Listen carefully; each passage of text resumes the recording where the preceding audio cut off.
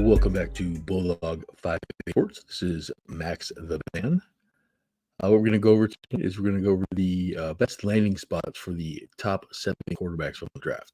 Basically, just going over their skill positions and what they have for weapons, and we'll rank them from worst to first.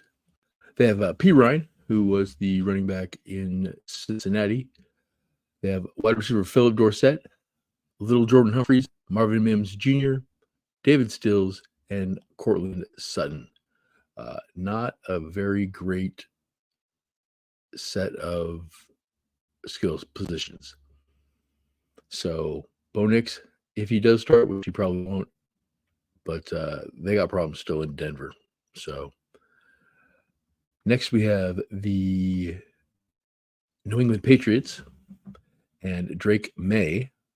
They have a rookie, Javon Butler, who's a wide receiver, Jaheim Bell, Keyshawn Butte, Kendrick Bourne, Joe Milton, who is another rookie quarterback that they picked up. Kind of silly, but what do I know? They have Hunter Henry, who's a good tight end, KJ Osborne, who is okay. They did get Jalen Polk as well, rookie out of Washington, and they still have Jalen Rager. So again, not a lot of great skill players there in New England. But again, that's why these guys are drafting quarterbacks. They don't have great teams. So the fifth best team would be the Washington Red Daniels. They have Jamison Crowder, Johnny Dotson. They do have Austin Eckler, who did a very good job with the Chargers for the last few years. But they let him go. So, hopefully he can do well for Washington. They got Zach Ertz, who's on his last legs, but he's still a good tight end.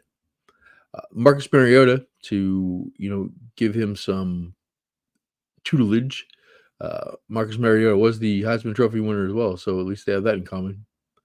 They got Scary Terry still, as well as they drafted Luke McCaffrey, which is Christian McCaffrey's brother.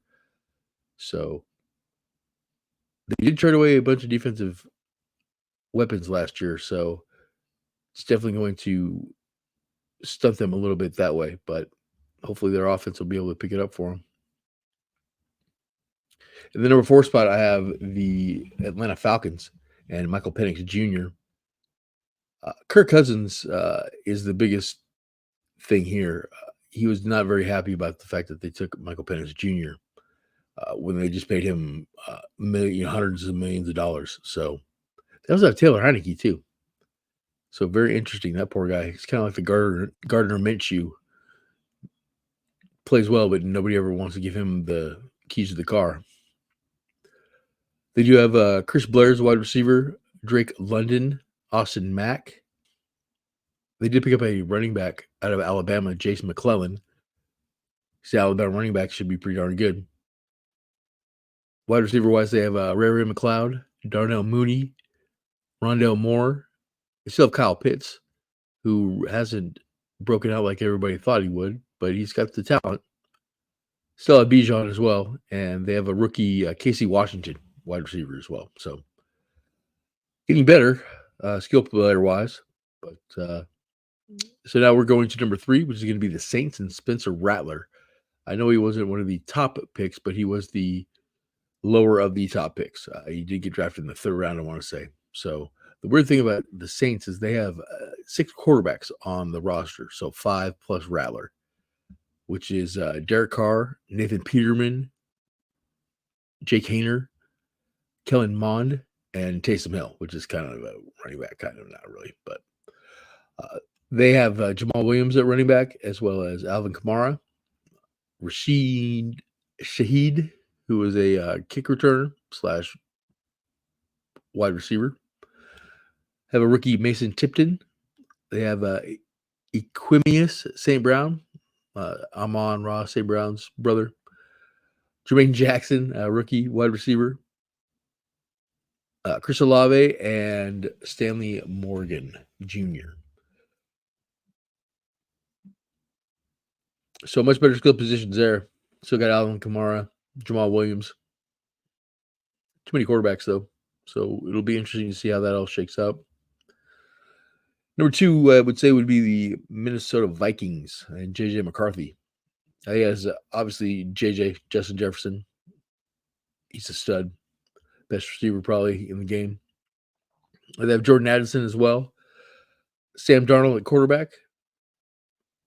Chai Chandler, who is one of the running backs, as well as Myles Gaskin, who was playing in Miami, ex-Husky. They have rookie Devron Harper, N'Keal Henry. They still have T.J. Hawkinson, wide receiver named Lucky Jackson.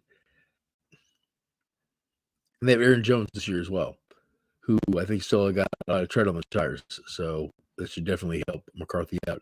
I don't think McCarthy's going to start the year. I'm thinking that they're going to give the keys to Darnold to start off with. But I do think that McCarthy does start week 18 or last game of the season for him, whatever we want to call it. The number 1 team, I think, that has the best skilled players and such to start off with is going to be the Chicago Bears and Caleb Williams.